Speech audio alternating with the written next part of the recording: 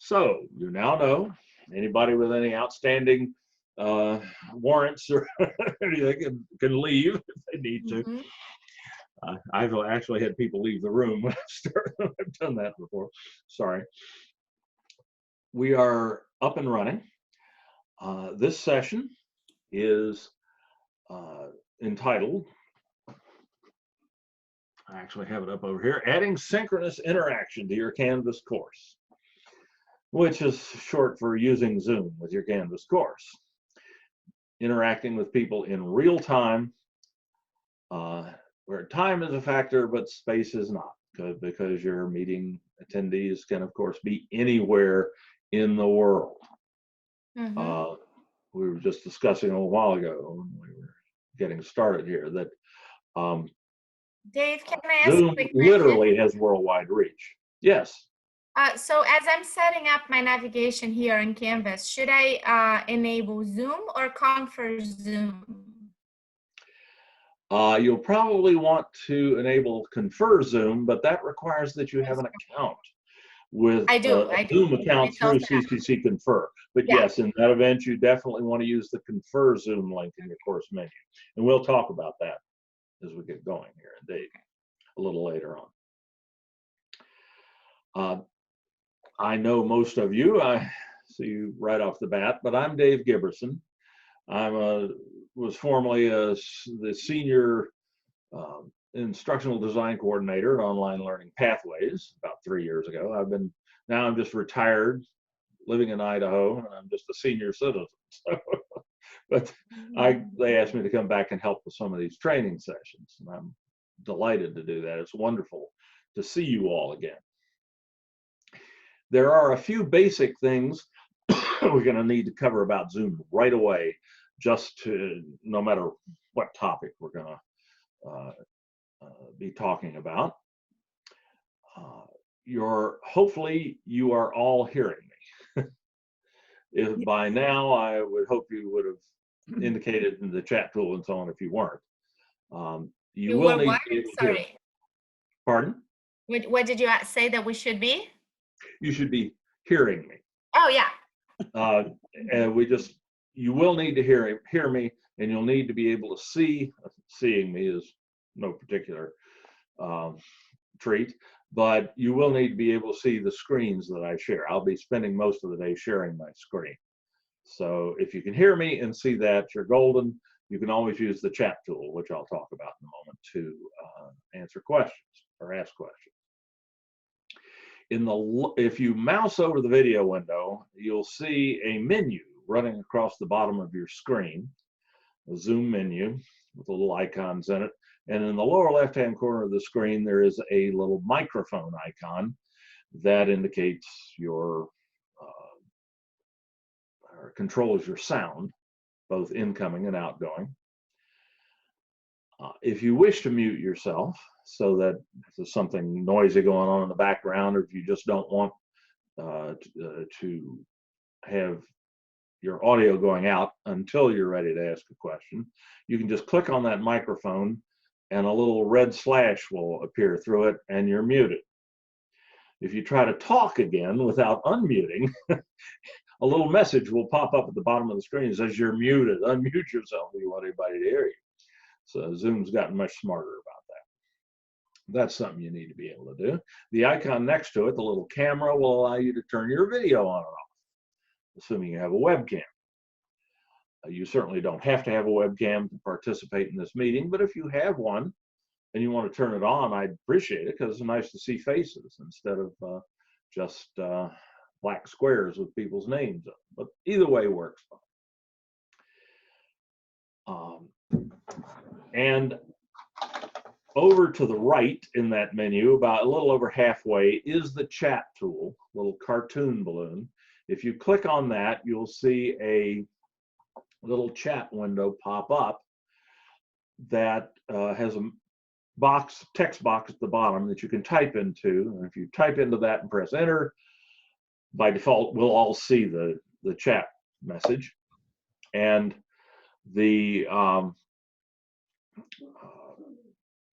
I'll be able to see your question or see your comment or whatever. Very good. Hi, Freddie. I see you there. Very good.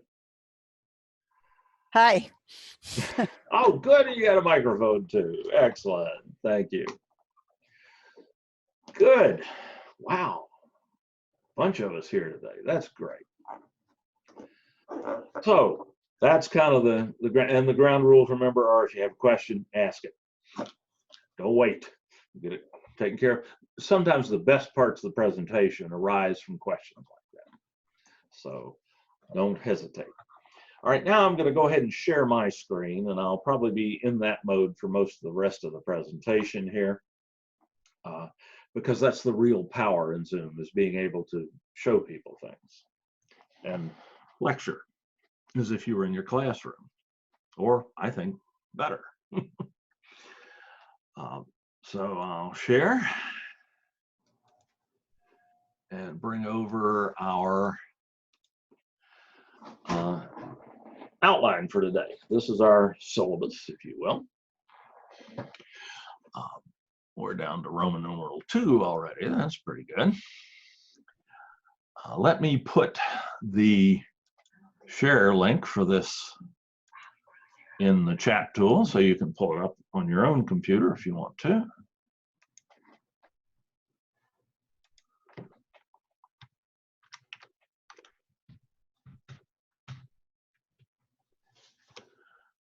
All right, that's in the chat tool now. If you pull that up, you can see it. You can pull up your own copy if you want to. I won't leave this up here for too long. This is mainly so I don't forget anything. As Phil and I were discussing earlier, that gets to be a problem later on in life.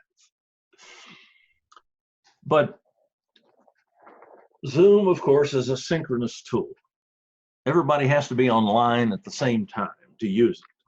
They can be anywhere in the world as long as they have an internet connection or even a cellular internet connection, but they do have to be online at the same time.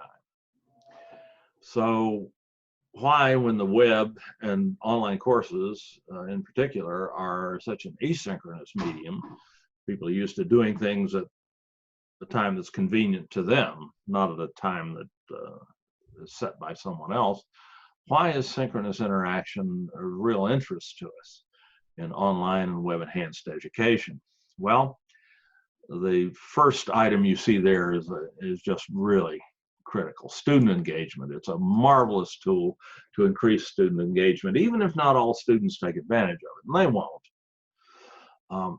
Some of them will, and the ones who don't, one time may another. It really makes your course more of a community, even if you're teaching in a classroom. Because let's face it, there's a limit to what you can do in any given lecture period. So having Zoom sessions outside of that time, even if it's not an online course, can be really valuable for making students feel a part of the course, making them feel engaged with the material and with you, which are, as we all know, are incredible predictors of, or enhancers of likely student success. And of course, in an online course, it's almost the only chance you really get to interact, if you will, face-to-face, practically, with your students. So even if not all students will take advantage of it, and that's true with any synchronous activity in an online course especially, the ones who do will seriously benefit from it. And you can, of course, record everything that you do and make that another asynchronous, make that recording another asynchronous resource. So doing this sort of thing, even in a face-to-face course, can be exceptionally valuable. You can hold your office hours that way. Now, different departments, different schools may have different rules about that, but it's a terrific way to do office hours, whether you're teaching in the classroom or online, because students don't have to travel. They can attend much more readily. Speaking from experience with meetings, professional meetings, you tend to get much better attendance if you do office hours that way, or any kind of meeting that way. It's just simpler for people to do it. Once they get comfortable with it, it's actually more pleasant for most people than sitting face to face. The only thing you can't do really is smell one another. In my case, that's usually a good thing. Help sessions is another thing you can do in a face-to-face or an online course. That can be of real value to the students who most, well, of course, usually the students who most need it won't attend, but this is true no matter how you offer a help session. But it's certainly going to benefit some students. And as if the help sessions are really helpful, word will get out and more people will attend. You can, with tools, synchronous tools like Zoom, even do full-up lectures with them, which is what I'm doing right now. And I'm covering a fairly esoteric, technically esoteric subject here. Last week, I covered Screencasting, how to do video production, and I was able to do it through Zoom. It's difficult enough to do that in a classroom. You can't do a laboratory through it, but you can do a laboratory demonstration. You can do laboratory orientations with it and so on. It's a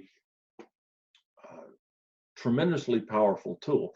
And there's really very, very, very little that you can do in a face-to-face lecture that you can't do with Zoom.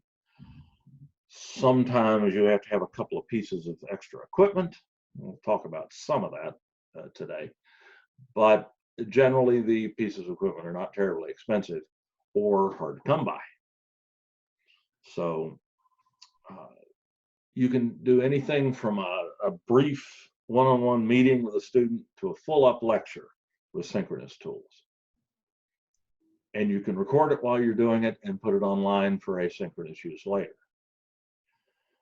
You can also do what's called screencasting with synchronous tools or with Zoom at least, where anything that you pull up on the screen is being recorded. So you can show people how to do things on the computer. You can introduce concepts to people using online resources, and you can record all of it. You can put it online, and the students can watch it later at their convenience and as many times as they like. Powerful tool. And there's something else you can do. So these are all good reasons to use a synchronous tool like Zoom in your online or your web enhanced courses. And while there are other synchronous tools available, meeting tools, online meeting tools like Zoom, of the ones I've seen, Zoom is clearly the class of the lot. And it's one of the cheapest ones out there. In fact, to you, it is free, because any California Community College faculty or staff member, full or part-time, can get a free Zoom Pro account from CCC Confer. All you have to do, and I think I have that up here already somewhere. There it is. At conferzoom.org, you can sign up and be using it usually within an hour or so. Totally free, and I'm using one of those accounts right now. It's a fully resourced Zoom account. Your meetings can be as long as you like. You can have as many meetings as you like, and you can have up to 300 people in a session at one time. Though if we start getting classes that big, the union sure needs to get involved in that, because that ain't a good idea. But the power is there if you need it. If you want to have a statewide meeting with Zoom, you can do it with your Confer Zoom account, which is just a named, a labeled Zoom account paid for through the CCC Confer grant. to the chancellor's office. And if you don't have one of those already, that should be the first thing you do when you get out of here today, is sign up for that, because this is a wonderful tool and is tremendously valuable both professionally and personally. And that's what we hope to convince you of today. Most of you are probably already convinced of that. This is probably not your first Zoom meeting. And so for the rest of the afternoon here, or up to 4 o'clock, I'm going to be focusing on how to use Zoom, because it just doesn't get any better than Zoom. Just number A here is taken care of. Providing your students access to your Zoom account or to your Zoom meetings. There's a number of ways to do that, but by far the easiest way, and I can show you this without having to go to one of my pre-recorded videos here. I can go to my Zoom account at zoom.us.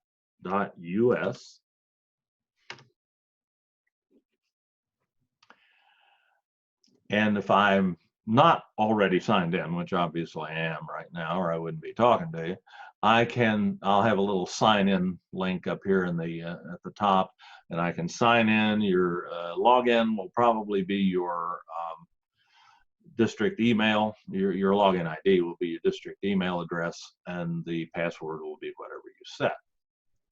If I go to my account, in my profile, one of the things you'll see is your personal meeting ID. That comes in two forms, just a number that you can send to somebody, and then they can use Zoom to join a meeting and just type that in right here. But if you want to make it even easier for them, you just send them this URL right here. That is your personal meeting URL. If you send that to them in an email or link it into Canvas in any one of a number of ways, or provide it to your potential attendees any other way, they'll be able to just click on that link, or at worst, copy and paste it into the address line in their web browser, and then just hit enter, and they'll go right into your Zoom meeting room. It's highly advisable to always use your personal meeting room, because the one way that Zoom can fail, by far the most common way, and there aren't very many, is that you can be in one Zoom meeting and your students can be in another and not realize it. And that's happened to us all at one time or another. And the way to avoid that is to religiously use your personal meeting room, rather than having a meeting room generated randomly, which is what is going to happen if you click host a meeting up here on the Zoom website. Use your own Zoom meeting room, and you will always be able to and send that link to your students, and you'll always end up in the same room. Starting a meeting in your own meeting room is very easy. There's a number of ways to do it, but the most common way to do it is just to go to zoom.us, log into your account, go to meetings, go to your personal meeting room tab, and well, since I'm in a meeting, it thinks I want to join it. Normally this would say start a meeting, and you just click on that, and you've started a meeting in your Zoom room. One way you can smooth that process a bit for your students is to go to settings in your Zoom account and make sure that join before host is turned on. It's off by default. You want to turn it on. This ensures that if your students click on the link before you enter the room, they don't just get this nasty little message that says your host is not there. You know, the meeting will start automatically when the host enters and so on. That can turn them off. And I have seen it fail to work properly, if they don't update their browser, if they don't refresh their browser and so on. So it's much safer to have them just dropped into the meeting room before you get there. And they can talk to one another. It's like analogous to them walking into the classroom before you get there. And it just makes them, it reassures them that they're going to be able to see and hear you when you do show up. So that's just something I like to do anyway. It's not mandatory by any means. Also, you probably want to use personal meeting ID when schedule a meeting. Make sure that's on too. That way, if you do forget and just use this host a meeting link up here, it'll use your personal meeting room as well. So the chances of you ending up in a different meeting room than your students or your colleagues is much less likely. All right, so we've seen how to start a Zoom meeting. There's just not much to that. You've all just logged into a Zoom meeting to get here, so I don't need to show you how to do that. The folks who need that are not here, unfortunately, but we do have tutorials on how to do that. But I'd be preaching to the choir here. So what I'd really like to be able to do now is show you how to utilize the tools in the Zoom menu from the standpoint of a host. But you're not seeing exactly the same set of tools that I am right now, because I'm the host and you're not. I couldn't make you the host, but even then, I couldn't show you what I'm doing, because one of the limitations in teaching people how to use Zoom with Zoom is that when you share your screen in Zoom, it does not show the Zoom menu that I have access to, and I can't illustrate how to use it. So what I've had to do, and I have to do this periodically as things change in the interface and so on, is to record me telling you about the Zoom menus and how to use them and what you see when you click on different icons in the menu and so on, why you would do that. And I've got a little video to play for you. So yes, just like the last time you had a class from the football coach, I'm going to be showing movies in class today. But I will be here. So if you have a question, just speak up or type in the chat tool, and I'll have that on another screen. I can pause the movie, we can talk about it, and then move on. And I may see something and want to amplify on it and jump in as well. So I'll be here, and hopefully I won't be snoring. More to the point, hopefully you won't be snoring. All right, let me find that movie. There it is.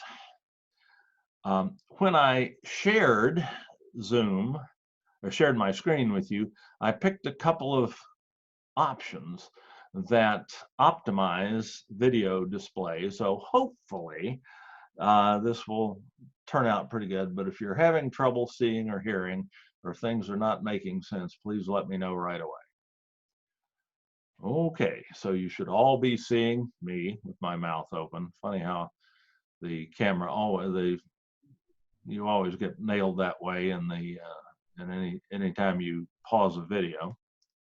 Hi there, and welcome to a quick trip through the Zoom tools and menus that you'll see when you're in a Zoom meeting as the host.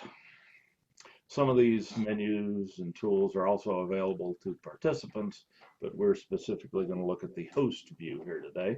We have to pre-record this because you can't do this while you're in Zoom. I can't share this with you while you're in Zoom. And we'll start with the general view. You'll probably come up by default in speaker view, which shows whoever is talking in full screen. Actually, I've messed with this a little bit because I have pinned myself so you can see me in this. If I unpin the video, what you will see is actually your attendee who last spoke or who is currently speaking. But I'm going to go ahead and pin myself back there. That's something you can do for recording purposes. The other option for viewing the meeting is gallery view. The button will be in the upper right-hand corner here, and it's a toggle back and forth. If I click that, I go to gallery view, which is something like the old Hollywood Squares view, where you see everyone who has a webcam running. I have 3 devices in the meeting right now. This is my hosting computer. This is my smartphone, and this is a laptop in another room.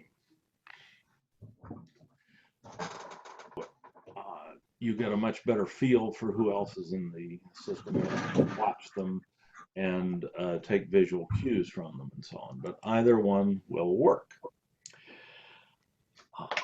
The Zoom menu will normally be at the bottom of the screen. It might show up on one side or the other if settings have been changed, but 99% of the time it'll be at the bottom. If you don't see a menu at the bottom of the screen, mouse over the video window and it should pop up. We'll start from left to right here. The first icon in the lower left is the microphone or the sound icon. This, the thing you'll do most often here is mute yourself. You can do that by just clicking on it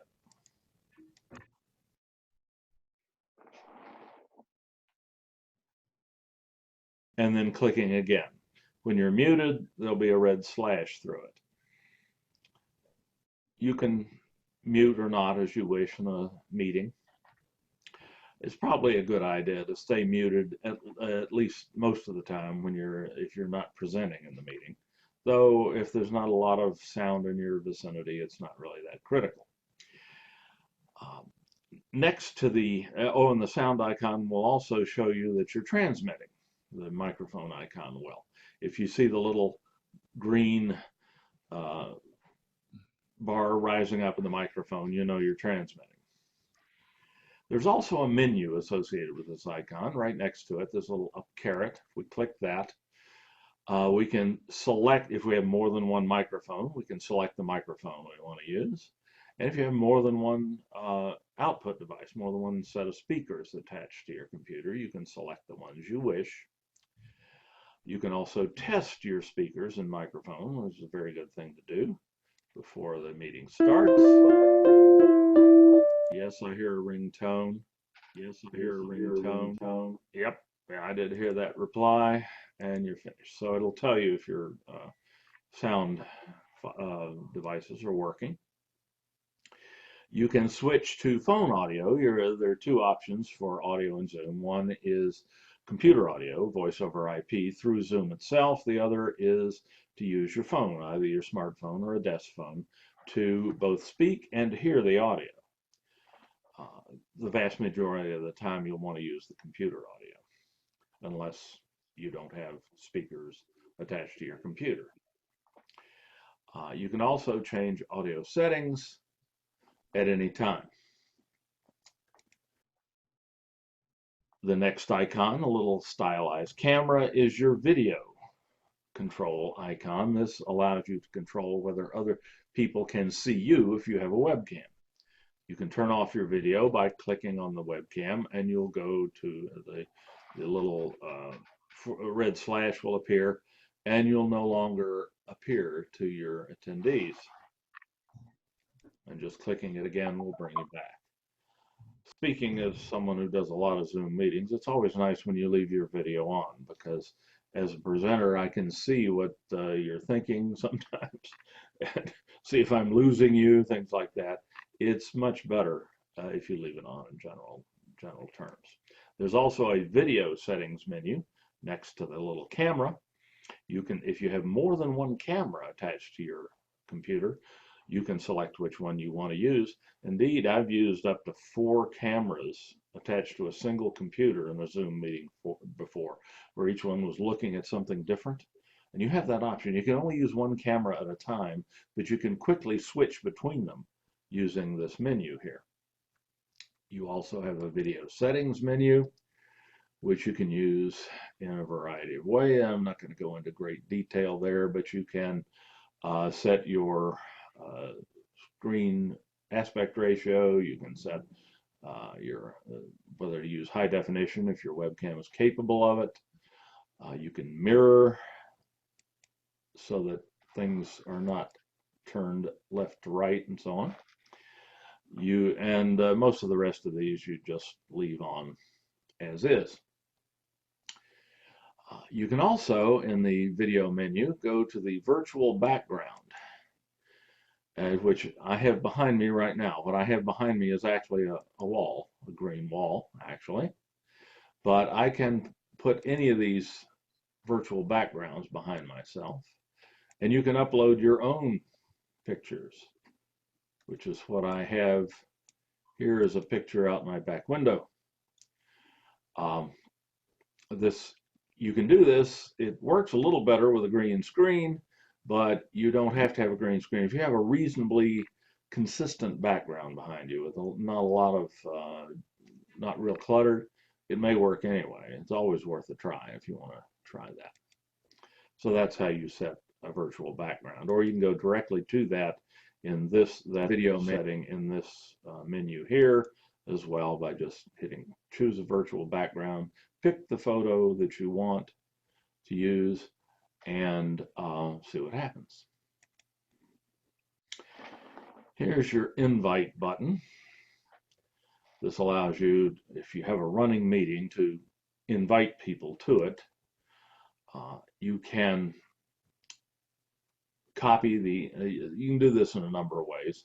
Usually you'll just send people your Zoom URL before the meeting, and they do in an email, and they click on it and they come right in. But here's your default you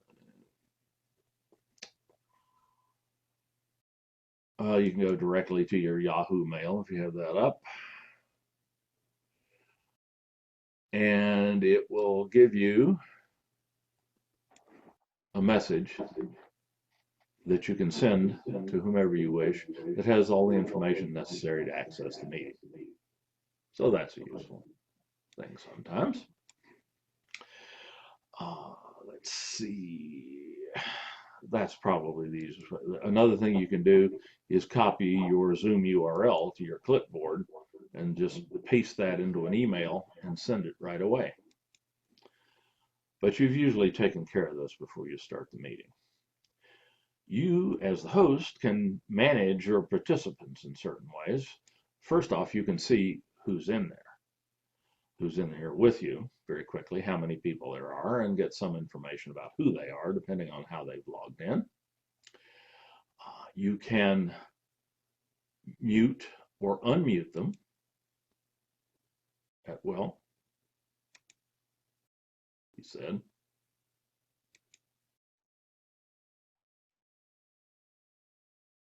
What that does is send a message to them asking them to unmute themselves, actually. You can also, if you mute them, on the other hand, it will mute them immediately. I didn't get that in as quickly as I should have there. So if you're having a lot of background noise in a meeting, you can look through your participants list, and if they're transmitting a bunch of stuff, you'll see a little green fill in the microphone icon jumping up and down, and you can mute them and shut it off. And that's something you do have to do occasionally. If somebody has someone walk in on them in their office or something like that, they may forget to mute themselves, and it can be disruptive. So it's easy for you as the moderator, as the host, to take care of that and regain control of the audio. Sorry about that. Chat with them directly. You can stop their video. You can make them a host so that they can do things that normally only you can do. Or well, you can make them the host and cut yourself off, or make them a co-host and they can do some of the things you can do that normally they wouldn't be able to. You can allow them to record, which people will occasionally request, record by themselves. So they get their own recording of this.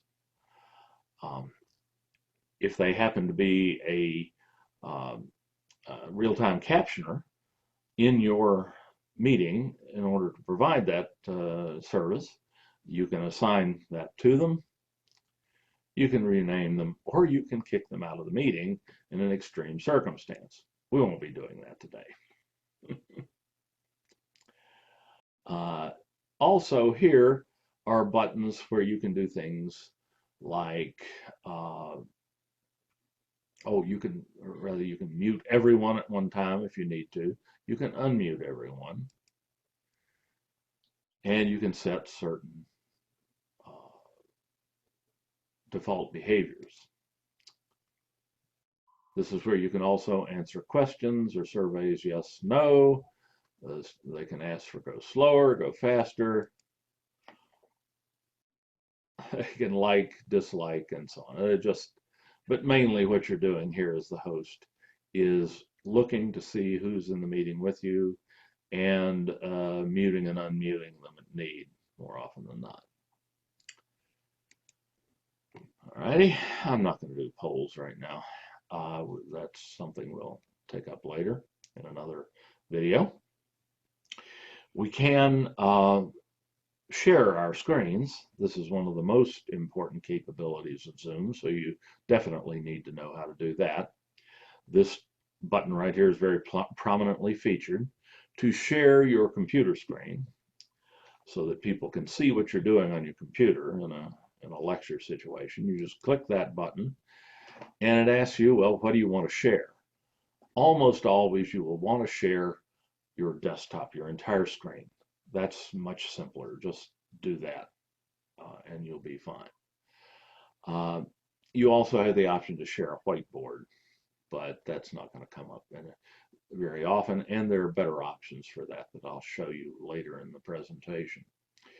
But you probably want to share your dashboard. Here I have 3 dashboards because I have 3 screens on this machine. You will not probably have that, though you may well have 2. But I would share your entire screen. There are a couple of options down here at the bottom that you may want to consider if you're going to be sharing video with your attendees, like playing a YouTube video that you'd like them to see and hear. In that event, you should check both of these options. The default is to have those off. And then just click Share. Now, whoever is attending this meeting is seeing this, whatever's on my desktop. Let's see, what else do I have here? I can move, this is my control bar that I have when I'm sharing, and I can move that to the top and bottom of the screen to get it out of the way if I need to. So let's say here I might well be sharing my Canvas dashboard. Everybody in the meeting is now seeing my Canvas dashboard. And whatever I do here in real time shows up on their screens. And the sharing performance in Zoom is amazing. Even at relatively low bandwidth, your people who are in the meeting with you will be able to see your screen and what you're doing on it pretty much in real time. And you can play videos, like play a YouTube video. They will be able to see it and hear it.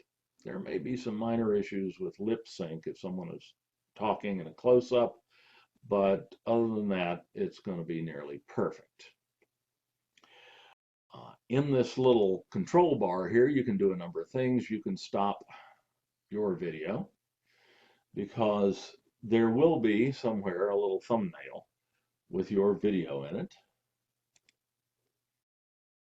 You still have access to manage participants just as you did when you were showing your webcam. Polls. You can do a new share and replace this one. You can pause the share. If you want to do something for a moment that you don't want your attendees to see, you can pause the share. You can annotate. Let's see. Draw circles around things. Draw arrows. You can erase stuff. You can spotlight things. Use this little pointer that people have a hard time missing. You can draw, which is the default. Get the spotlight off here. And you can type text on the screen for them to see if you want to label something. So there's quite a lot you can do with annotation here. I'll go ahead and clear that. Remote control. You can give someone control of your screen while you are sharing your screen. They can request it from their menus, which they have while you are sharing, and then you can give it to them and they can show you something on your machine. And here are most of the other options that are not available in this menu bar, including your recording options and so on that you can change, and we'll look at in a moment. And if things get out of hand on annotations, you can disable participant annotations anytime you need to. You can hide those floating meeting controls, or you can even end the meeting from here, which we definitely won't do right now. And when you're done with your share, just go ahead and click this red button right here. That'll always be right below your share control panel. And you'll be back with your participants seeing your webcam rather than your screen share. That's probably the most important thing that you need to know how to do in Zoom. This is a sharing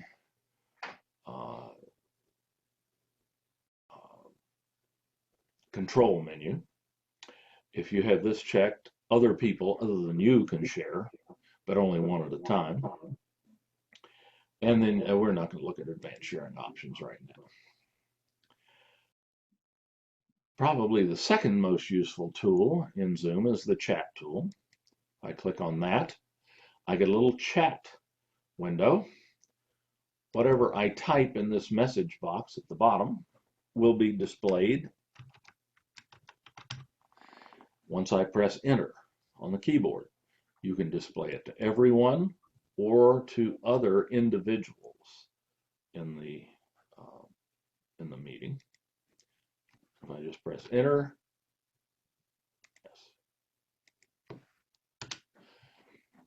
yes, whatever I type appears here.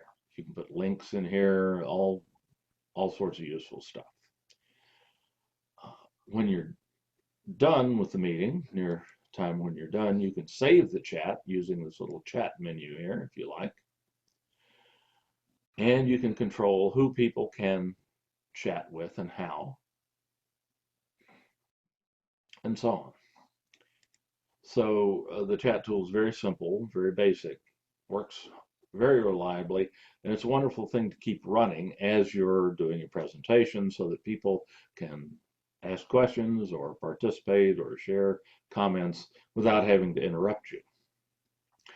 And you can move this window around on the screen. If you have multiple monitors, you can drag it right off to another screen and keep it open so that you can keep an eye on it the whole time.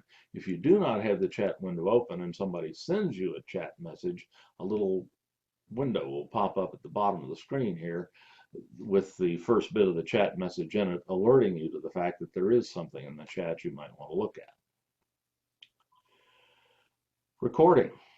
You can record your Zoom sessions in really very reasonable quality, both your webcam video and anybody else who speaks, their video will, if they pop up on the screen, they'll be recorded, their video will be recorded, and their audio will be, all audio is recorded, both yours and participant audio. Whenever you share your screen, the screen shares will be recorded as well in quite reasonable qualities. This makes Zoom a screencasting tool as well as a meeting tool. Usually, you'll have the option to either record to your local computer or to the cloud. If you have Confer Zoom accounts, you have some cloud space that you can use for recordings as well.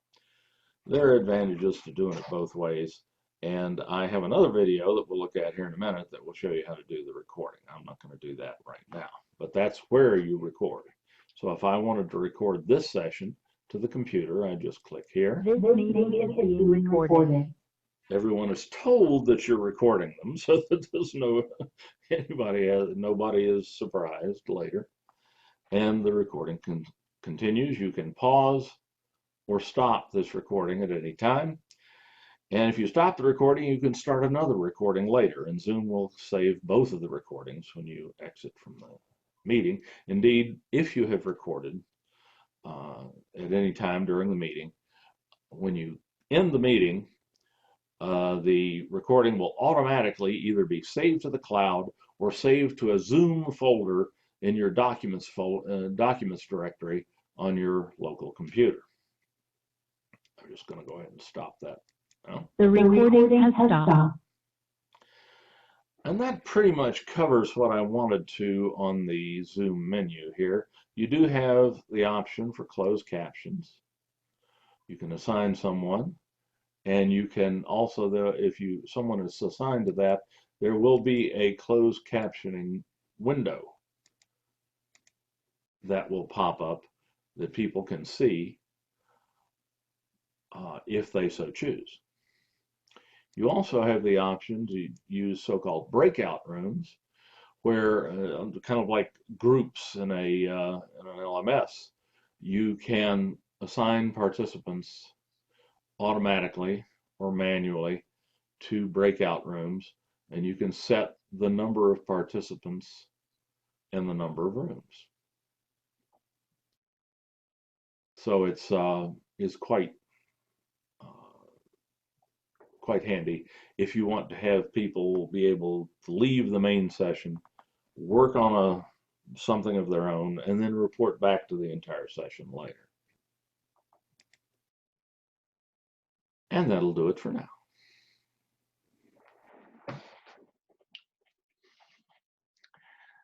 And of course, we get all the recommended videos from YouTube.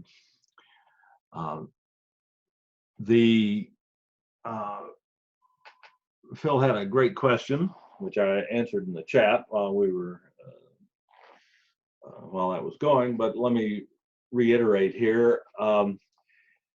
There are a number of ways you can get captions on recordings of your Zoom session. The easiest way being to just upload the recording to Zoom. To YouTube. YouTube, of course, produces quite serviceable automatic captions within a few minutes to an hour. Sadly, that video I just showed you is one that I'd uploaded to YouTube just before we started, and the captions had not appeared yet. I went in and looked while it was playing, and they are there now, but I apologize for not having them for you already. You can also, if you record to the cloud rather than recording to the local computer, you can link your Confer Zoom account with 3C Media, the California Community College's media hosting, equivalent to YouTube, if you will. And you can set your 3C Media account up in such a way that your videos will automatically be sent to a professional captioner, and will eventually on 3C Media will have completely accurate or nearly completely accurate captions available, better than the YouTube captions. The YouTube captions, in my mind at this point, though, are so good that usually it's not necessary to go through all of that. Their opinions vary on that, I'll have to admit. But that all has to do with captions on recordings. If you need live captions while the meeting is in progress, like right now, you can get those through CCC Confer. The grant will pay for that. you do have to give them, you go into that Confer Zoom, well, actually you go to the CCC Confer website and request it there through your CCC Confer account. You do need to give them a good 2 days notice so that they can get that set up, because they have to arrange for probably a moonlighting court reporter to be in your session so that they can actually produce quite accurate captions in nearly real time. It's amazing to see somebody work a 12-key machine. I'd love to be able to do that when I grow up. But that's quite an expense to CCC Confer. Those people don't come cheap. So it's not something you do unless there's a really good reason to do it. Generally, you're not going to do that for every Zoom meeting or every Zoom presentation, unless you know that it's needed. All righty. By the way, there is a way to avoid this sort of thing when you put your video on YouTube. Google has made it more difficult over the years, but it is something I'm going to do a little video on. It's on my list of instructional videos to do soon. So I will get that up on our, I'll make that available. If you have an immediate need for that sort of thing, just contact me and I'll show you how that's done. Dave, I have a question for you. Yes. When you invite your students, right, for office hours, because that's what I'm going to use it for, I have the Confer Zoom on my menu, on my navigation menu now. Right. And how, like, do I tell my students to click in there to join the meeting? Or go to Zoom and they have to create their own account with Zoom? They can do it through the Confer Zoom link in Canvas. Oh, okay, so that will That's automatically populate. item I under Roman numeral 3 here. What is that? Yeah, I'm going to talk about that in a minute. But yes, they can. They can get into your meeting, because when they go in through that, they'll see a schedule they'll see scheduled meetings. Oh, perfect. But there's an even simpler way to do it. I'm going to show you that too. Okay. Thanks. Good question. All righty. So let's see. I'm still sharing the screen so we can pull our outline over here and see how we're doing. We're at an hour in and we're all the way down to here. That's pretty good. We're going to get through this.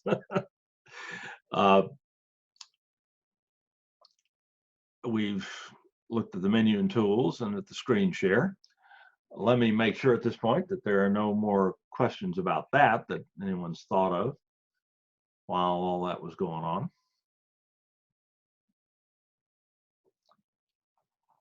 Hearing none, jump in whenever they occur. Now we're going to talk about recording the Zoom meeting. That's a tremendous capability to be able to record it, because even if the students can't be with you live, they can certainly benefit from it later.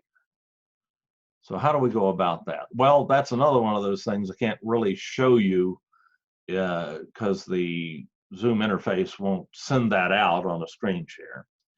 So I'm going to go ahead and get rid of this YouTube video and go to, let's see, recording a Zoom session locally. Recording to the cloud is basically automatic. You don't have to worry about it. I, however, generally like to record, as I'm doing right now, I like to record to my local hard drive. It's more reliable. You're not subject to the vagaries of the internet, or not as subject to them. The recording is kept in a buffer on your computer while the meeting is running, and then when the meeting is ended, the recording, as you'll see, the recording is saved to your local hard drive, rendered and saved to your local hard drive, and you retain control over it so that you don't have to wonder about what may be happening with it out there in the cloud. Yes, I'm a little paranoid about anything that I put out in the cloud, and you should be too. There have been too many news stories lately about things ending up in places that people didn't intend them to. And some of this information is at least somewhat confidential, and I don't want it getting out of my control. So this video will show you how to do that locally and then upload it to YouTube, where it will be automatically captioned and be available on your terms to whom you decide to share it with and in what manner you decide to share it. So that's the reason for this, for my preference for this. Recording a Zoom meeting to your local hard drive and then uploading it to YouTube to share with your students. When recording in Zoom, all you have to do is click this little record button down here in the Zoom menu at the bottom of the screen. You should be asked whether you want to record on your computer or to the cloud. You can actually do either one, but I prefer recording to my local computer because I retain control of the recording in that case. So this video is going to focus on this option, recording to the local computer. If you should not see this option when you click the record button, if indeed you don't see this little up caret beside the record button, you won't get this option. You can fix that easily in your Zoom settings by going to zoom.us, signing into your Zoom account, and going to Settings in the Zoom menu and the Recording tab. Be sure that local recording is set to on. It probably will not be. You'll probably see this. So you just click that to turn it on, say, yes, I want to turn that on, and then you're ready to go. Then you just start your Zoom meeting in the usual way. And in this case, you don't even have to have anyone else in there with you. You can simply start a Zoom meeting with just you in it and record that and keep the recording and share it with your students through YouTube or other means. Very simply. This will work, of course, quite well also if you actually have people in the meeting with you. It's really immaterial as far as the recording is concerned. Though if you do have other people in the meeting with you, whatever they say or share will be recorded as well and will be visible to anyone playing back the recording later. So to start your recording, all you have to do is click the record button and select record on this computer. This meeting is being recorded. Now everyone's notified of that audibly as well as visually up here in the upper left-hand corner, so everybody knows to be on their best behavior, hopefully. Okay, so whatever appears in your Zoom meeting will now be recorded, both video and audio. And by video, I mean the video of your webcam, but also any screen shares that you do. If I go to the share button and decide to share my entire desktop and screen, if I'm going to be playing video, I probably want to share my computer sound and optimize for a full video screen clip, and then click share. Now, whatever is on my desktop is being shared, and we can share anything we wish with our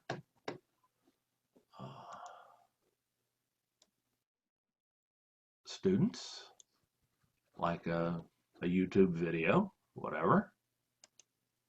On its face is a scar with many telling a story. And all of that's being recorded by Zoom. So Zoom does allow you to record not only your webcam, but also to do effectively what's called screencasting, which is to record your video screen if you share it, and record anything that you say, record anything that the computer plays, anything that comes through the computer speakers as well. You can switch back and forth by stopping your screen share. You can switch back and forth between your computer, recording your computer screen and recording you or whatever your webcam is seeing. Once you're done with this and your recording is complete, you can stop the recording, or you can pause it if you just want a minute off, or maybe to gather your thoughts or whatever, or to deal with something that you don't want recorded in a live meeting. But once you click stop, The recording has stopped. you're told that the recording file will be converted to MPEG-4, which is what you want, standard streaming format, when the meeting ends. So in order to actually get this recording, we have to end the meeting down here in the lower right-hand corner of the Zoom menu. And yes, I really want to end the meeting. And since I'm recording this particular video by means other than Zoom, you're now still hearing me and seeing what's on my screen. And if we look here behind the windows that were already up, this recording is being rendered to MP or converted to MP4 and saved on your local hard drive. It's saved in your on the PC in your Documents folder, in a folder called Zoom, and it is named, or the name is includes the date and time that it was made, so you can tell which recording is which. This is the last one, obviously, that I've done. I've got a few more. We'll open that folder, and the video file is this one right here, zoom_0.mp4, or if you haven't got Windows set to display file extensions, it'll just say zoom_0. That's both the audio and the video of your Zoom meeting.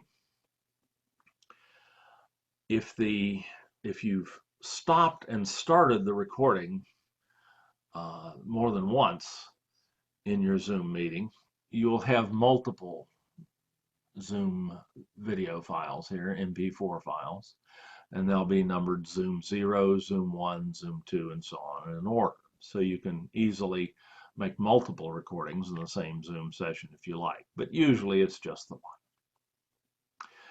So the next question becomes, how do you share that with your students? And that's exceptionally simple. If you have a YouTube account, and indeed, if you have let me get a new Chrome window here to share with you. If you have a Google account at all, you do have a YouTube account. You might not have a YouTube channel, but it's very easy to create that, and Google will prompt you, or YouTube will prompt you to create your channel the first time you try to upload a video. So I'm just going to go to YouTube here, since I'm already logged into my Google account. I can just go to this little Google Apps button right here and click on YouTube, or I can just type youtube.com into the address line on the browser. YouTube knows who I am. If it doesn't, you might be prompted to log into your Google account here, but probably you're already in there. And to add a YouTube video to your channel on YouTube, all you have to do is click this little button right here that's labeled Create a Video or Post. And little stylized camera icon with a plus sign inside it. We'll just click that, and I'm going to upload a video. I could also just go live, which is a little bit like Zoom, but not really a one-way type stream. But I'm going to upload a video that I've just made. I'm going to select the file that I want to upload, and I'm going to go to my Documents folder, just as I showed you a moment ago, and go to the Zoom folder, scroll down to my most recent recording, open that folder and click on this zoom _0.mp4 file and click open. Since that was a pretty short one, first I'm going to be asked for some details here. Let's see, I don't know if I can get away. The title, is required, and I probably want something a little bit more descriptive than zoom _0. So let me just do zoom example. I don't have to add a description necessarily. Let's see. You do have to say that the video is not made for kids, assuming it's not. That's a new legal requirement that YouTube's had to implement. So now it'll let me do next. And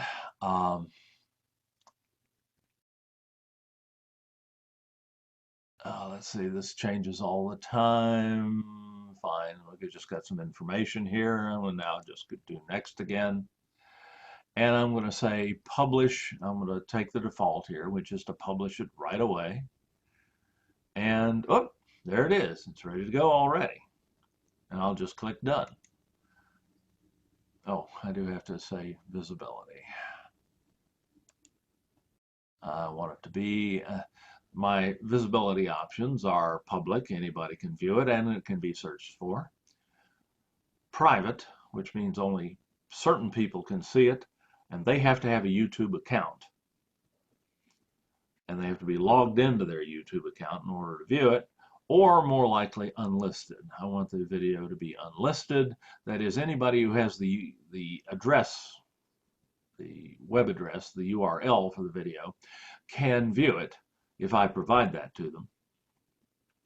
But they don't have to be logged into YouTube or anything like that to view it. So unlisted is my usual version, unless it's something that I don't mind sharing with the general public. Whenever you feel like you can, that's a good idea. And we'll click done. Now the video is published. And we can share it with people just by taking this video link right here. And we can click this icon that says copy that to our clipboard. You see that's been copied to the clipboard. Then I can just close it. You can always get that share link by just clicking on the video, going to the video on YouTube.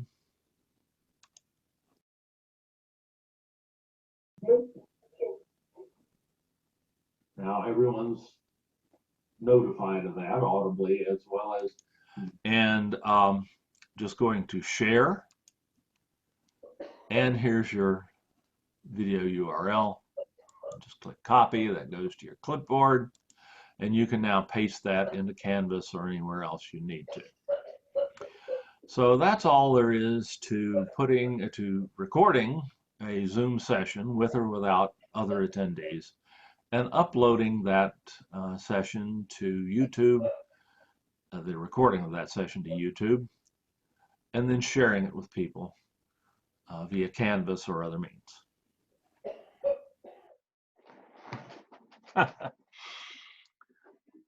Well, at least no one here is wearing a thong. Okay, so that's how you can record your video, put it on YouTube, and share it with your students. Typically, you do it through a Canvas link.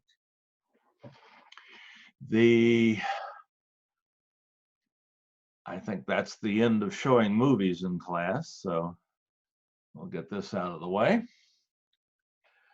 And let's see where we are. Any questions? Oh, we did have a good question or two there. If you forgot to turn off the recording and you have a private conversation, it ends up being recorded. Can the recording be deleted? Yeah, it can. If it's saved to your local hard drive, you can just delete it right off your computer like you would delete anything else. But you don't have to worry about it showing up somewhere. That's another plus for recording to the local computer. It's not going to show up to anyone else until you upload it to YouTube. You can also delete recordings from the cloud. Though once it's gone, if you have it set up to go to 3C Media, it gets a little trickier.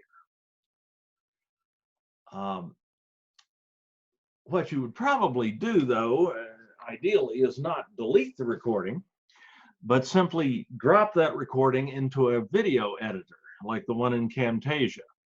And that's where you might call me for help if you got something, you know, gee, I just spent an hour on this and I got everything the way I wanted it, but I just said one thing I'd really not like to have out there on a recording.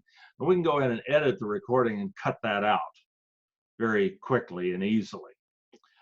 And we can show you how to do that too. We're going to have another, at some point, we'll have another session on how to edit video in a video editor.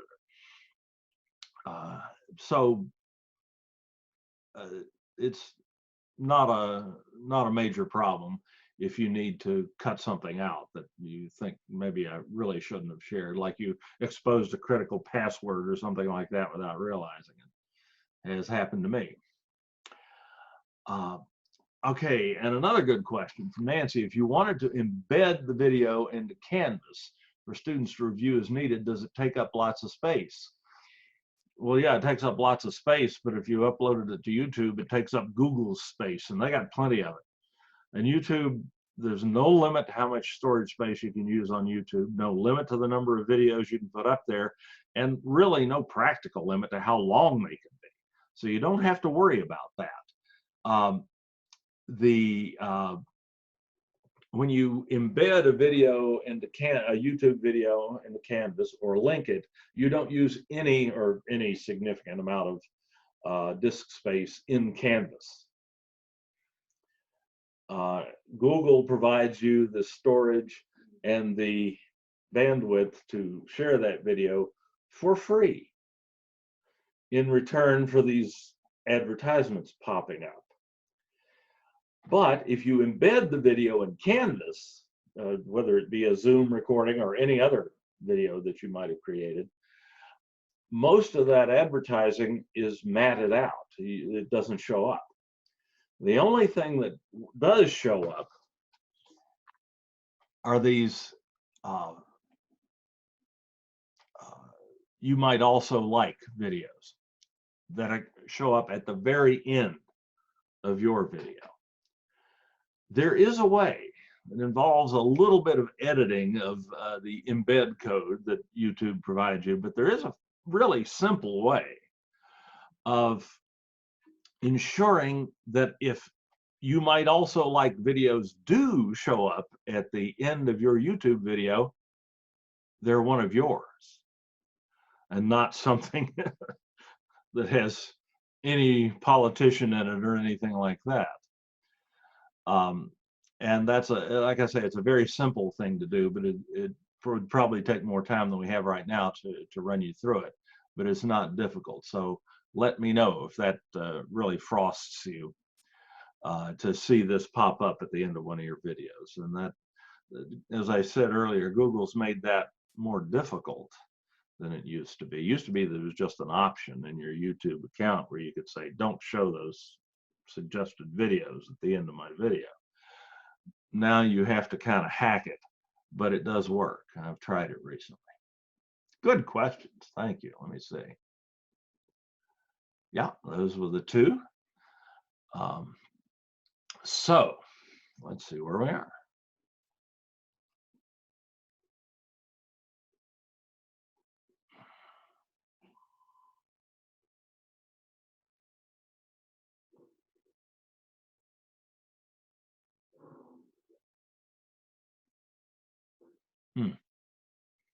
Lost my outline just a second. There it is. Right.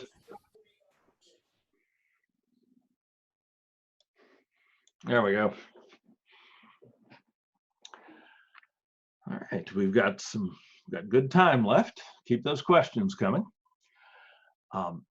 Next item on the menu or on the outline is broadcasting via Zoom. This is a term that I sort of invented that hasn't gotten a lot of traction, but it it's a way to provide an element in a Zoom meeting that otherwise would be difficult to do. It's something like this little video right here. You see the guy's got the flip chart up there and he's trying to show that in a video. Like anybody's going to be able to read that. Zoom, if you're doing a fairly complex presentation, Zoom gives you the option to communicate with your attendees visually through your facial expressions and body language and so on, audibly through your voice. You can show them anything that you can pull up on your computer, as if you were using a projector or a computer projector in your classroom. You can show them the stuff that you would normally show on that projector, except they can really see it a lot better if you're using Zoom, because it comes right up on their monitor instead of them having to squint at a projection screen in an imperfectly darkened room from the back of the room. So Zoom's better in that regard. But there's one thing that you just can't really do with just with Zoom itself that you're often likely to make use of in a classroom session, classroom lecture, and that's your whiteboard. You do have a whiteboard built into Zoom that you can share, but unless you have a fairly expensive graphics tablet with a stylus and you're really good at using it, and it's not a simple skill, it's difficult to share whiteboard type content in a Zoom session. You can just point your webcam at the board, of course, and stand up and write on the board and talk loud enough that your microphone will hear you, but that's generally not very satisfactory. It's difficult to just shoot a static shot or a static video shot of a whiteboard and to see what the person is writing and drawing on the whiteboard. It's just not very effective. It's hard to see and it's awkward. But there is a way to get whiteboard type content into your Zoom meeting by sharing your screen. And it's fairly inexpensive. And by fairly inexpensive, I mean $100. It requires what's called a USB connected document camera. Somewhere here, I have an illustration of what I'm talking about there.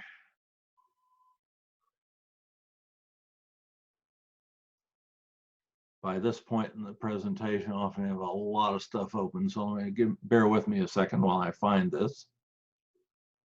There it is.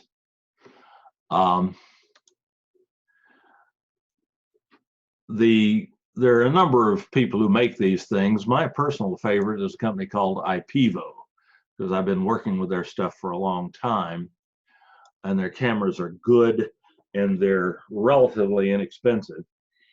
You used to be able to get an entry model for about 60 to 70 bucks on Amazon, but they discontinued that one. And this is your current entry level at 100 bucks. But it allows you to share with your users on Zoom, with your attendees on Zoom, everything that camera sees. And it's designed specifically to share documents. So you can put your textbook under it, and you can share a page in your textbook with the people on Zoom, just as you could do in a smart classroom with a little overhead projector there. But it, of course, allows you to do it or to share visuals with people like that, wherever they happen to be, and record it at the same time. And I have a little camera like this. It's actually the older model, which works just as well, hooked up here. And there's an application that comes with the camera that will display on the screen whatever that camera sees. Like this high-tech communication device called a legal pad. It could be anything, obviously, down here. Let me rotate that around a little bit. And this software allows me to rotate that image so that it's right side up, and you can read whatever I put on there.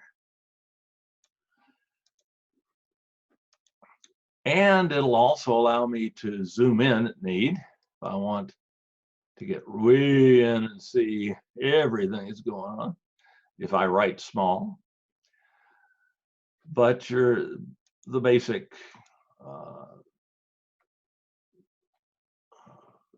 zoom level, 1:1, is usually just about right. And now the only high-tech tools you need are, like I say, a legal pad or a piece of paper and a pen. I like fine point Sharpies. They show up really well. And this is going out to you right now, right? Everybody's seeing that, right? Let me know if you're not. I think I've got it, Sherry. I can see it. Oh, good. Thank you. That's reassuring. By the time I'm an hour and a half in, my faculties are beginning to erode a little bit. So, and there are enough moving parts in this operation to make it a little challenging. But now, anything you write on this tablet that you might write on a whiteboard, and if you have colored pencil, you can see it's a color image. If you have colored Sharpies or colored pencils or whatever, and you're making these beautiful drawings or writing out text or whatever, your students are going to be able to see it. Just, again, probably better than they could see it on the whiteboard in class. And it's going to be recorded. So if the old example I usually use, I'm an organic chemist by training, okay? And a misspent youth. I got a doctorate in organic chemistry. Haven't used it much in a long time except for something like this. Let's say I want to show my students how to make para-nitrotoluene from benzene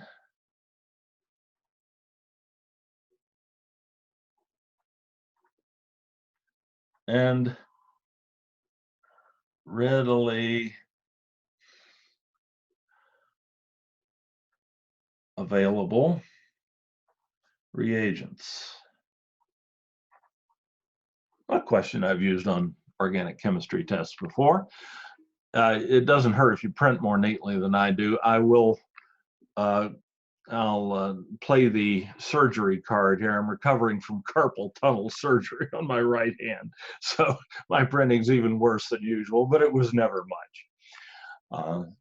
So there we go. Well, now I can proceed to show them how to do that. So this is benzene. And I want to make from that a compound called para-nitrotoluene. Common, it's a solvent. And a useful reagent in its own right. But how would they do that? Well, they can start with benzene. And obviously, I'm going to have to hook this piece called a methyl group and this piece called a nitro group onto this benzene ring structure.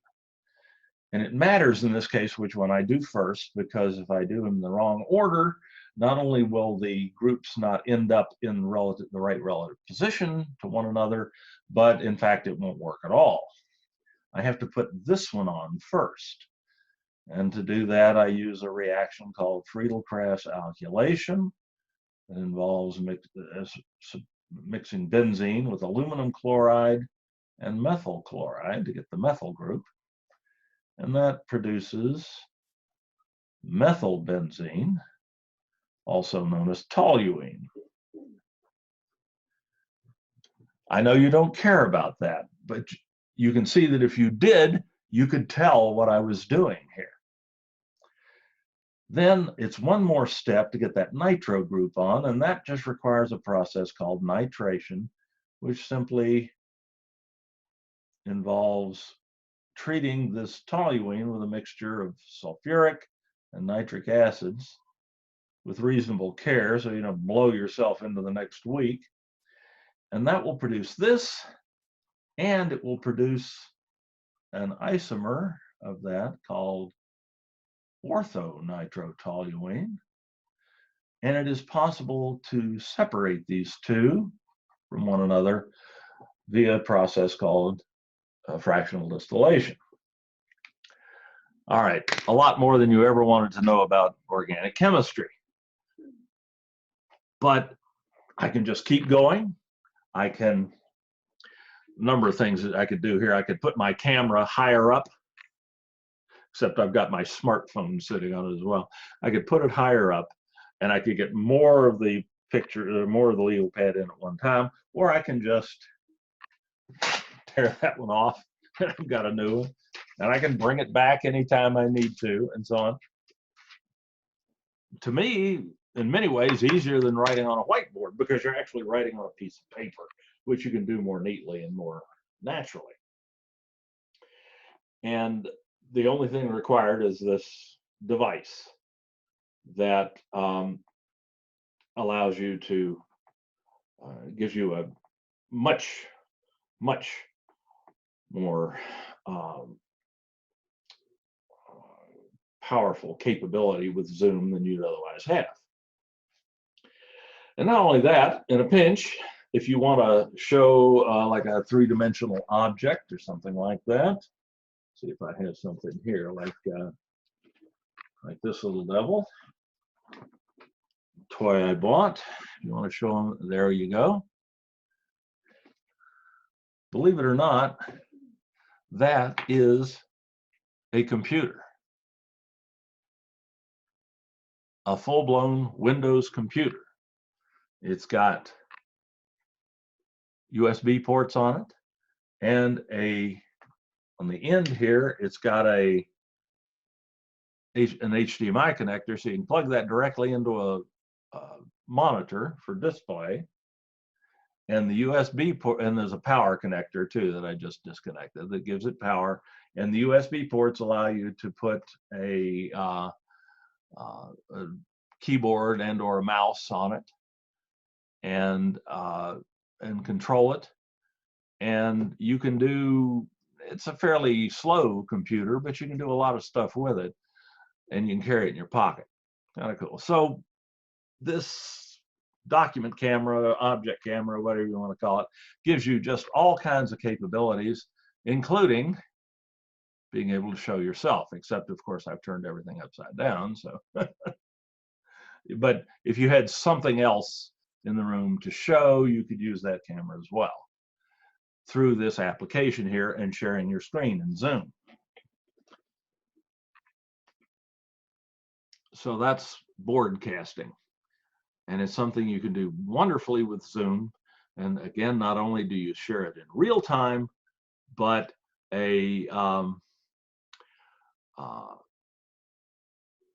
you can record, and all of that's been recorded and will be available in the recording here. Let's see.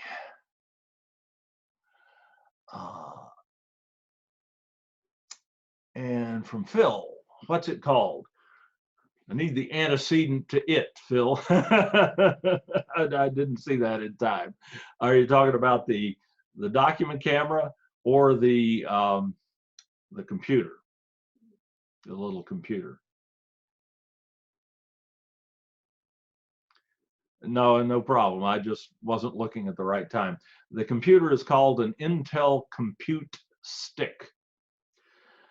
And it's a Windows 10 computer right out of the box. And I think you can still get them. I've had this one for 2 or 3 years. Hopefully they've put out an even better, faster one by now. And it does work. I've used it for a lot of demonstrations and so on. I love it. Okay. Let's see.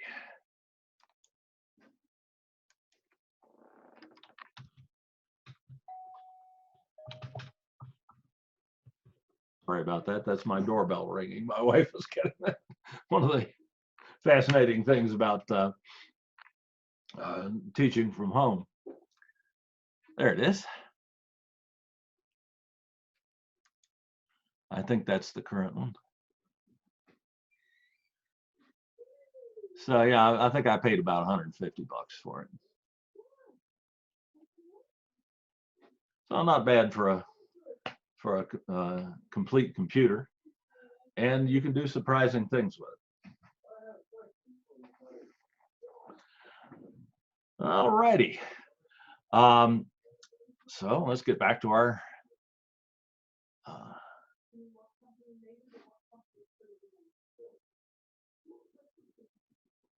let's see. There we go. Zoom by mobile. And our broadcasting is going to come in handy here too. Zoom works just about as well on mobile devices as it does on a desktop or a laptop computer. And by works just about as well, I mean you can both originate a meeting or host a meeting from a mobile device, as well as attend the meeting from your mobile devices.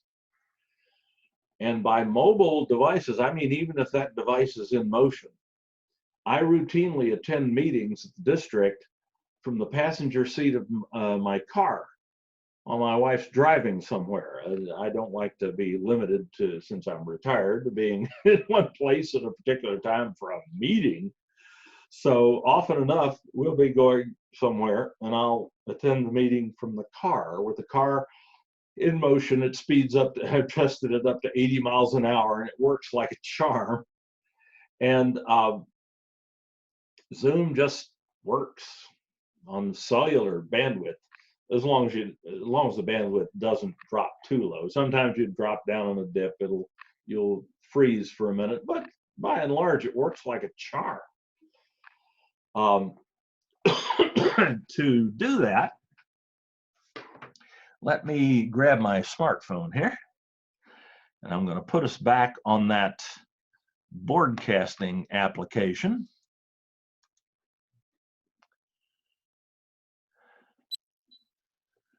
And I got to redo that again.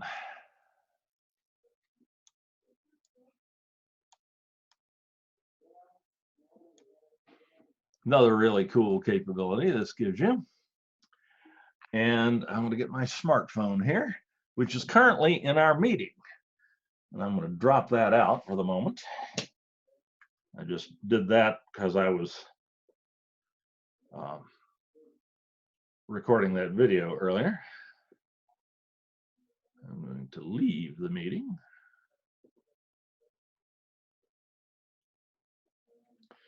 And go back to my home screen. And here's this is about the oldest iPhone still working almost. Get that over here out of the way of that focus icon or snapshot icon. So there's my iPhone. I can zoom a little bit here to help you see it a little. Well, I'll do that when needed. Right now it's pretty good. The resolution on this camera is great. You can see the icons and so on the iPhone. But how to use Zoom on an icon or on an iPhone? Well, you just download the free Zoom app right there.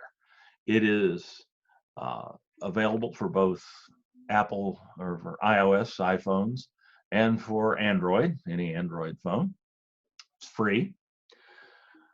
The Zoom account is free to you. The Pro account is free to you if you have one.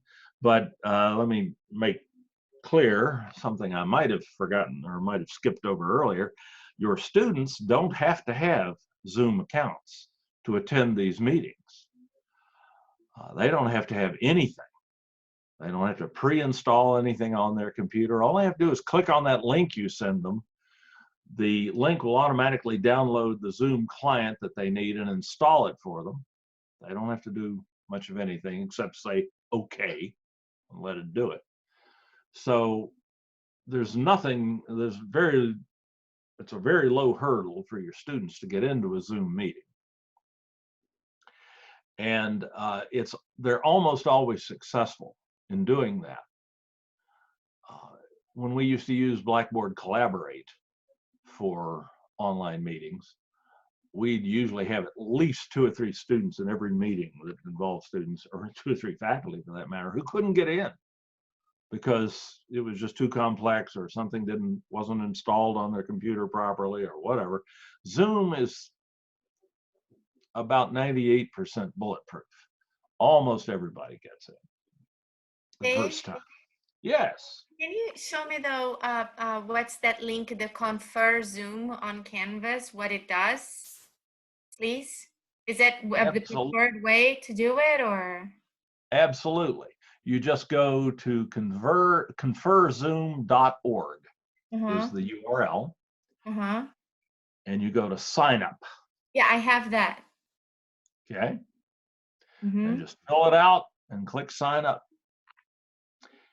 And you will get an email back from them because you're going to provide an email. You'll get an email back from them that tells you how to get in and start using that particular Zoom account. And they'll usually be back to you within an hour or so. No, but I meant in the navigation on Canvas for the students. Oh, yes, I will. That's coming up next. Okay. That's the very next and the very last thing in the presentation. Okay. I sure will. All right, let's get our iPhone back up there. To enter a Zoom meeting, you can just open the Zoom app, and you can either create a new meeting right from your iPhone, or you can join an existing meeting. If I have sent you my Zoom URL in an email, you can just pull up the email on your smartphone and click on the link in the email, and the smartphone will be smart enough to open Zoom for you and dump you into the meeting. So you don't have to go through any of this. But if I haven't done that, you can just hit join and enter the meeting ID, which is that number that I showed you earlier. It's a 10-digit number, something like that, that you just type in and tap join, and the next thing you know, you're in the meeting. For instance, the meeting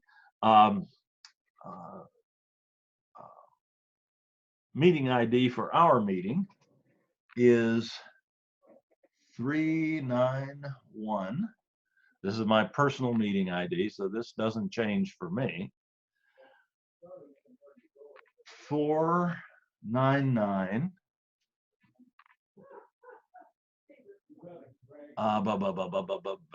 There it is, 5946.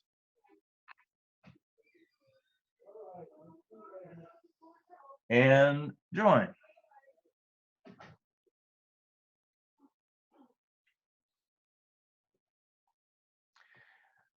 We'll do audio by internet audio, just like you probably did when joining on your computer. And there we are.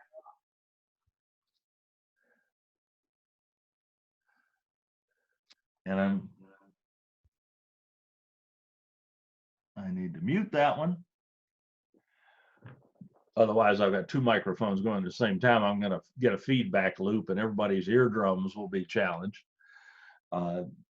Normally, you wouldn't do this in the same room with another computer doing the meeting at the same time.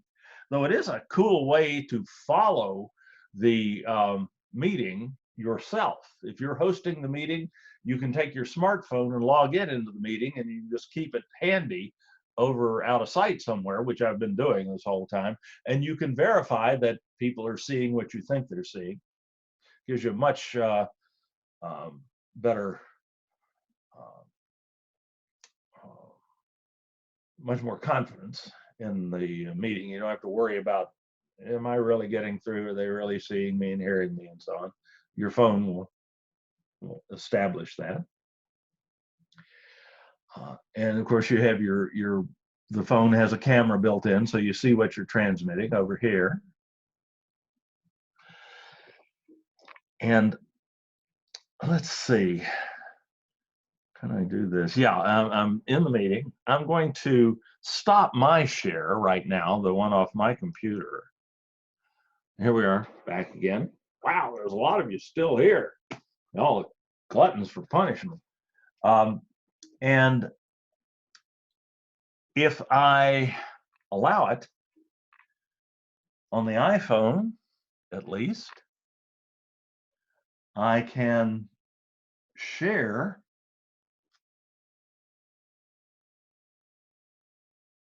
like a website URL. And let's see, let me show you briefly what this looks like on the computer before I do this. I've selected share website URL, and I've typed in the URL for Canvas. So it could be any URL. Now, if I stop this share and now tap the share button on the iPhone, it's pulling up Canvas. And there's the Canvas login screen. And this is live. I can enter my user ID, which is not 10 digits. Sorry, I don't want to confuse.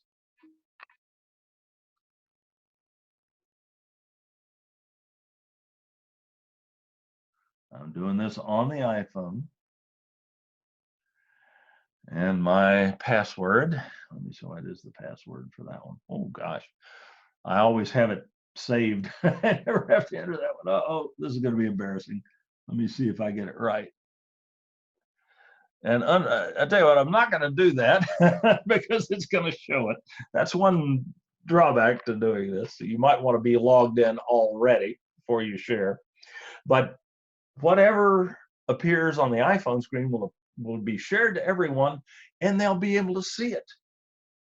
And if I ditch the share here for a second,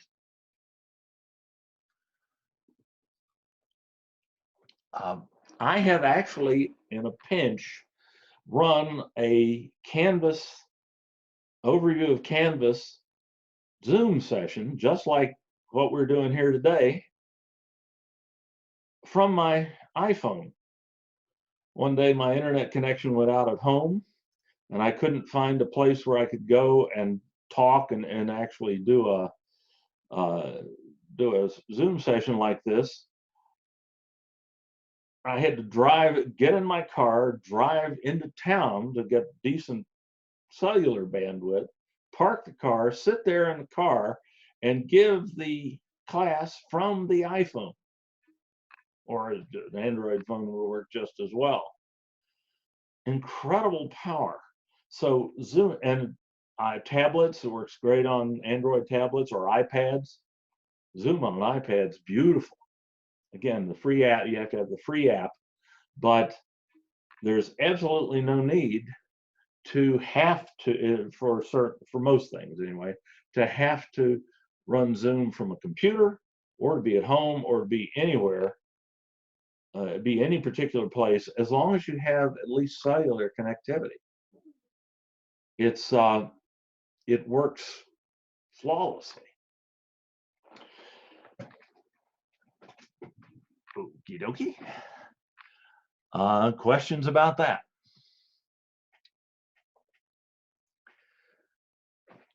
All right, nothing in chat. We have one bit of something to do here, left to do. Let me find there's our outline. We're right down to Canvas integration. How do you use Zoom inside of Canvas?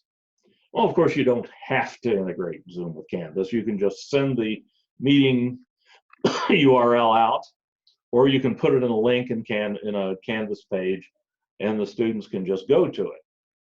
But there is some decent integration of Zoom with Canvas, especially if you're using a Confer Zoom account. Let me show you how we had that question a couple of times. Let me share my screen again and show you how to do that and get the document camera out of the way and pull up Canvas. There we go. Here's Canvas. Go to my dashboard.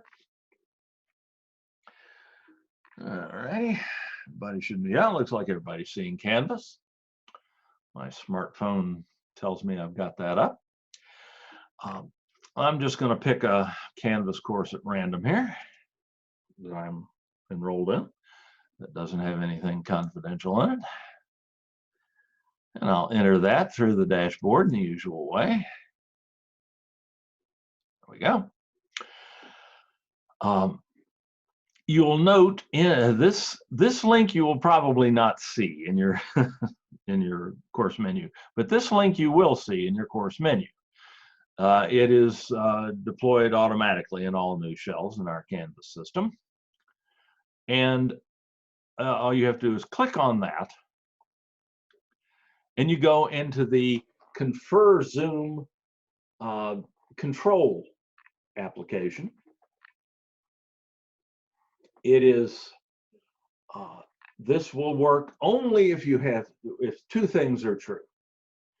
If you have a Confer Zoom account, one, and two, if the email address which is associated with that Confer Zoom account is the same email address that you use in Canvas. And that's the thing that stops it from working most of the time.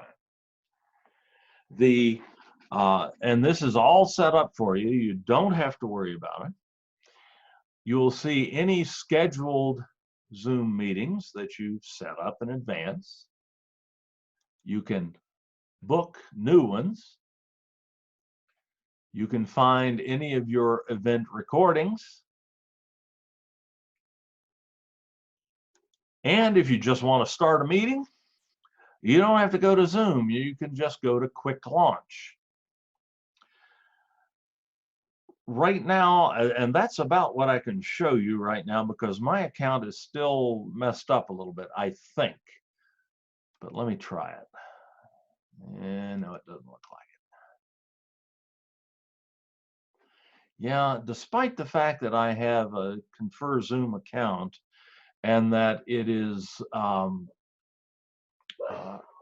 that I currently have the same email in both accounts, it's still not connecting, and I'm not quite sure why. That's something I've got to troubleshoot myself. It is probably related to the fact that I've used that email address for other Zoom accounts in the past, and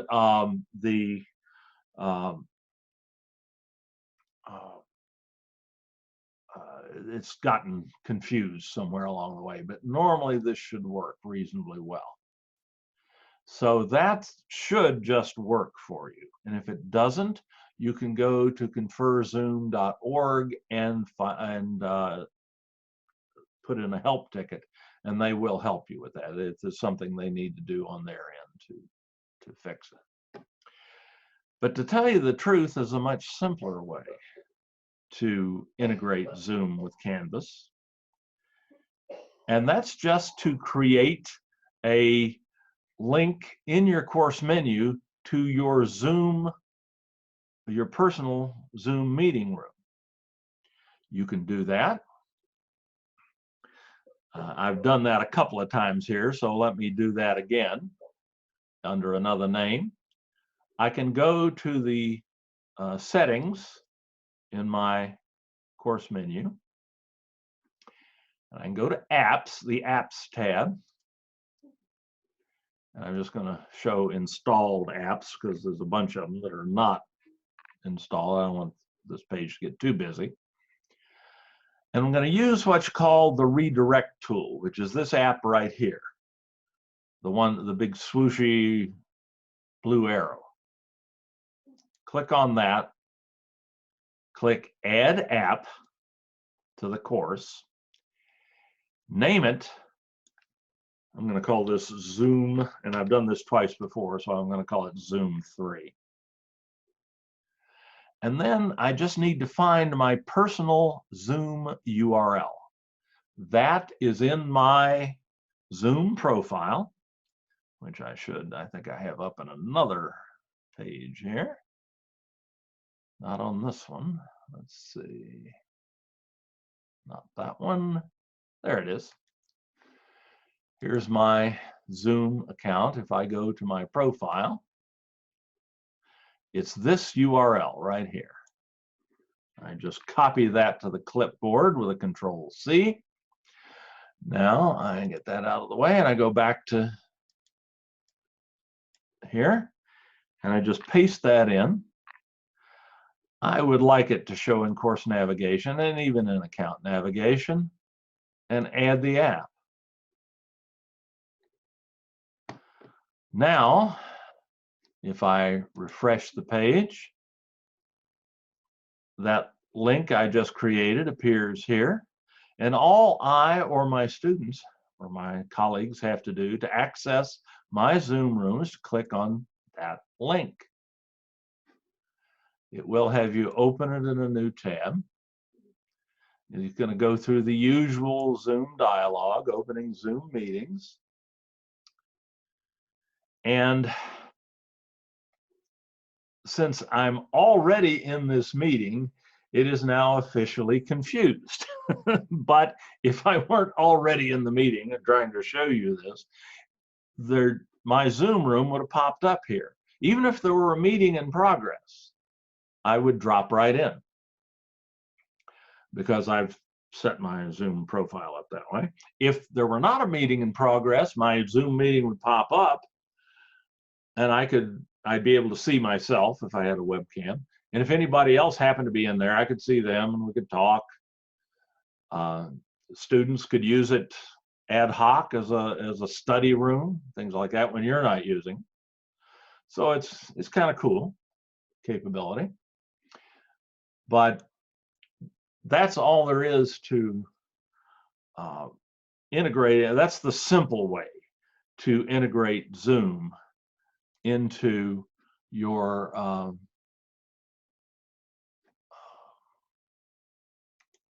Canvas course. That's what I do. And it works like a charm. And it's really simple and it's darn near bulletproof. And it doesn't depend on anybody else. So I like doing it that way. Up to you. And that's what I have for you today. A lot of stuff you can do with Zoom. I'm always happy to answer questions. Please feel free to contact me anytime. There's my let me send it to everyone. There's my email address if you need it in the chat tool. Don't forget to, before you leave, save the chat so you'll have all of that. You'll be able to refer back to it, though it will be available in the online as well later. I'll be happy to answer any further questions you might have. Though we are right at 4 o'clock, certainly I don't want to hold you over. Can't believe I got done on the minute today. I'm not usually that good. And it was a delight seeing you all today. Let me stop the share so I can see you. Oh gosh, there's still a lot of you here.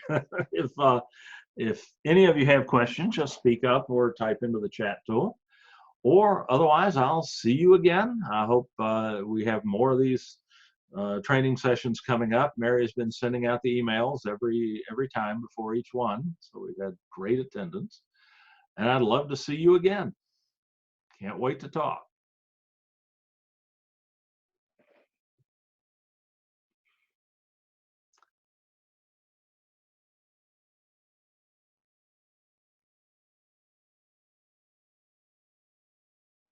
Let me know if there's anything I can do for any of this. Oh my goodness, I did forget to ask people to put their email address in. Thanks for doing that, Kathy. That's all right. I have the recording. I know who was here. So I'll go back and look. I'll be able to get a count that way. Anything else?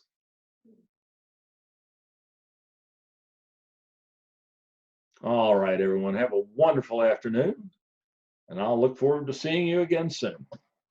Bye-bye.